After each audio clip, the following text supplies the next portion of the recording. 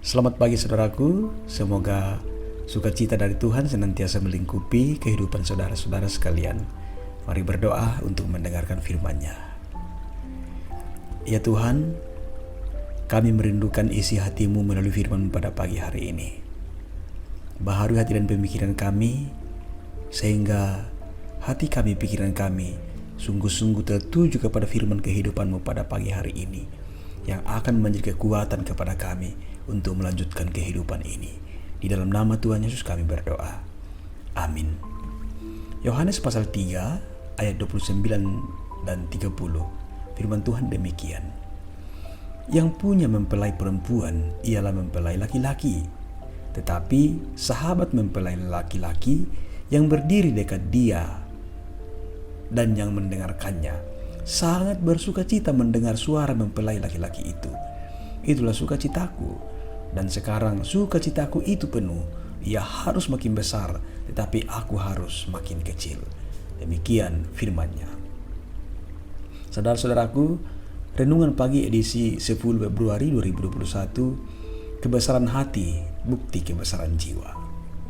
Saudara-saudara, bagaimana perasaan kita jika ada saudara-saudara kita yang menggapai kesuksesan?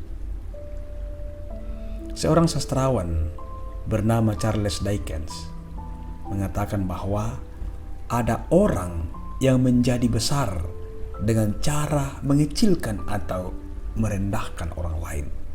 Tetapi seorang besar sejati adalah ia yang mampu membuat setiap orang merasa dirinya besar.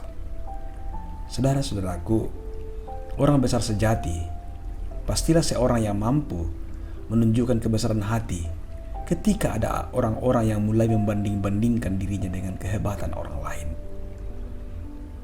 Tidak semua orang mempunyai kebesaran hati untuk menjadi orang kedua atau orang yang bekerja di balik layar, karena hampir semua orang ingin menjadi nomor satu, ingin menjadi terdepan, ingin menjadi terkemuka.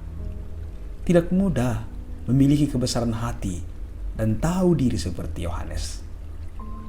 Tatkala para murid melapor kepada Yohanes tentang Yesus yang juga membaptis di Sungai Yordan dan kemudian semakin banyak pengikutnya, apa yang dilakukan oleh Yohanes? Ia justru menunjukkan kebesaran hatinya. Yohanes turut bersukacita ketika mendengar Yesus, sang empunya mempelai perempuan itu, telah memperdengarkan suaranya. Itulah sukacitaku. Dan sekarang sukacitaku itu penuh. Ia harus makin besar, tetapi aku harus makin kecil. Saudara-saudaraku, kebesaran hati Yohanes menunjukkan kebesaran jiwanya.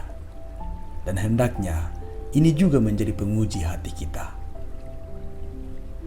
Seorang yang berbesar hati akan turut bersukacita ketika melihat keberhasilan, kemajuan, kegembiraan dan prestasi orang lain. Di sisi lain, kita ikut prihatin manakala kegagalan, kesusahan, dan derita menimpa orang lain.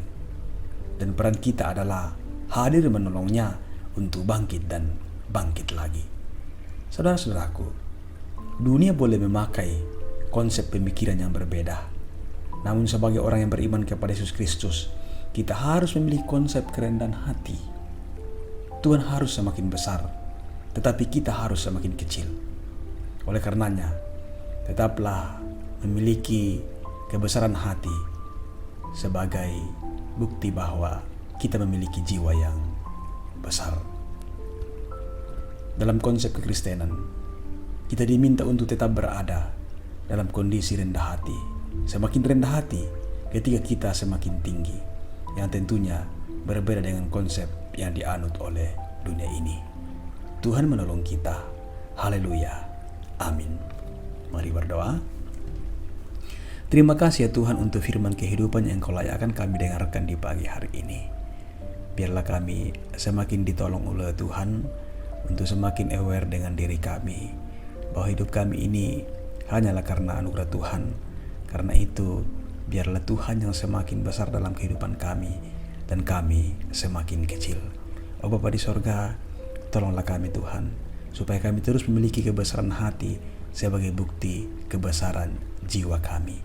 Di dalam nama Tuhan Yesus kami datang berdoa kepada Bapa di sorga. Amin.